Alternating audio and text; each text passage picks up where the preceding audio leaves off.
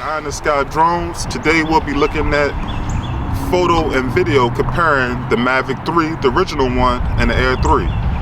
Want to see what you think about some of the differences? What do you think is better? Let me know in the comments below.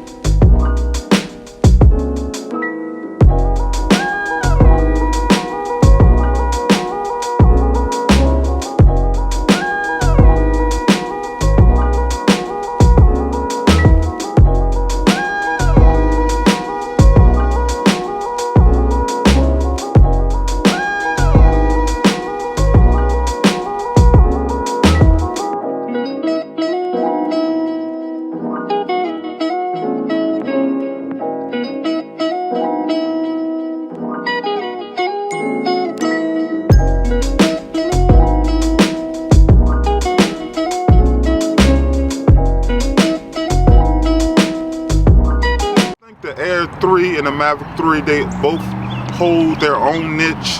They both hold their own spot.